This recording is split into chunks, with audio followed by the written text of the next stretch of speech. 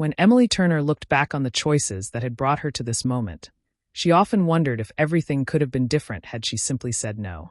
But life has a strange way of pulling you in directions you don't anticipate.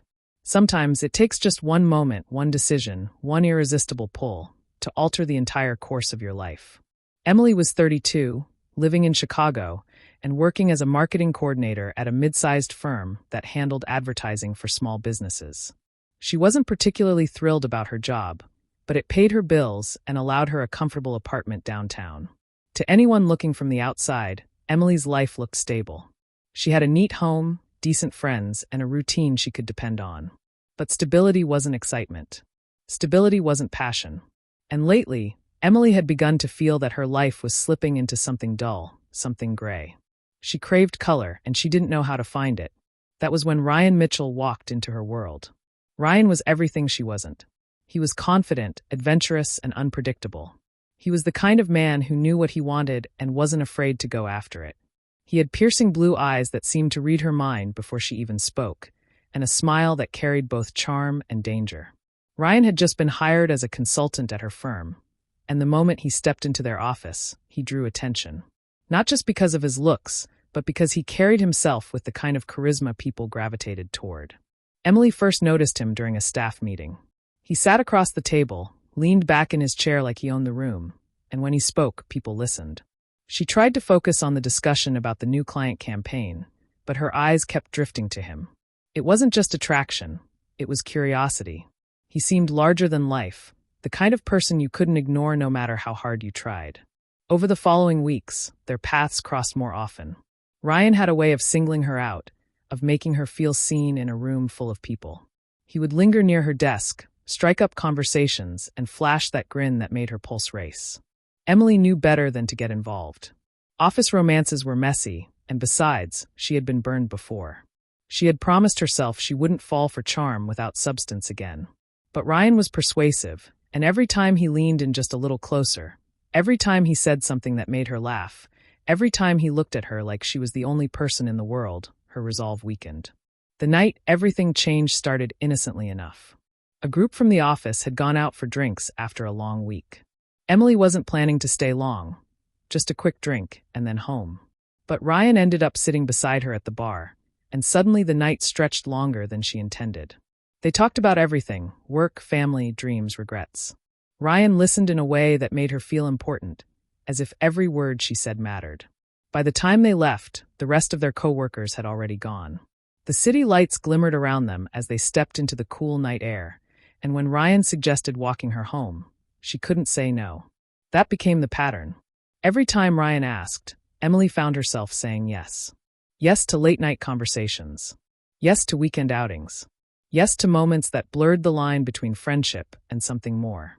And when he finally leaned in to kiss her one evening after dinner, she didn't hesitate. She let herself fall, even though a voice deep inside whispered caution. At first, being with Ryan was exhilarating. He brought adventure into her life. He introduced her to new places, new experiences, new parts of herself she hadn't explored. Emily felt alive again, like color had flooded back into her once muted world. Friends noticed the change in her. She laughed more, glowed more, and carried herself with newfound confidence. But slowly, almost imperceptibly, things began to shift. Ryan had a way of pulling her in, and then testing how much she would give. At first, it was small things, asking her to skip plans with friends to spend time with him, convincing her to lend him money when he forgot his wallet, urging her to keep their relationship quiet at work. Emily told herself it was normal, that relationships were about compromise. But soon, his requests became demands. He started showing up unannounced at her apartment, scrolling through her phone when she left it unattended, questioning her about conversations she had with male co-workers. If she tried to push back, he would charm his way out of it, spinning the situation until she felt guilty for doubting him. The real unraveling came when Ryan proposed they move in together. Emily hesitated. They hadn't been together long, and something about his intensity unsettled her. But Ryan knew just how to press her buttons.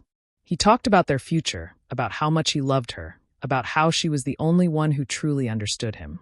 And as always, she couldn't say no. It wasn't long after he moved in that Emily realized her mistake. Ryan's behavior became controlling. He started criticizing her clothes, her friends, even her job. He insisted she didn't need to work so hard, that he could handle things, that she should let him take care of her. Slowly, Emily found herself pulling away from her friends, skipping outings, avoiding calls. Her world began to shrink, revolving solely around Ryan and his moods. Financially, he became entangled in her life too. He convinced her to add him to her accounts, claiming it would make things easier since they lived together. He borrowed money often, always promising to pay it back, but he never did. When she questioned him, he turned defensive, reminding her of everything he had done for her. "Don't you trust me?" he would say, and Emily, not wanting to fight, would let it go. It wasn't until months later that the full weight of what she had lost hit her. One Friday evening, she returned home from work to find the apartment half empty. Ryan was gone. So were most of her valuables, the television, her laptop, jewelry she had inherited from her grandmother, even cash she had hidden away in a drawer. Her bank accounts had been drained, and the credit cards they shared had been maxed out. He left no note, no explanation. Just absence. Emily collapsed onto the floor, her body shaking as reality set in. She had given him everything, her trust, her love, her home, her finances, and he had taken it all away. The shame was almost unbearable. She had ignored the warnings, silenced her own doubts, and now she was left with nothing. The days that followed were some of the hardest of her life. She had to call the bank, cancel cards, file reports. Friends she hadn't spoken to in months reached out when they heard what happened. Some offered support, others gave her the "I told you so" look she couldn't bear. Nights were the worst, when silence filled her apartment and she replayed every moment in her mind, wondering how she could have been so blind. But in that darkness, something inside Emily began to shift. She realized that as much as Ryan had taken from her, he hadn't taken everything. He hadn't taken her spirit, her ability to rebuild, or her determination to never let someone control her again. It was a long journey. Rebuilding her finances, regaining her confidence, repairing the friendships she had let slip away. It all took time.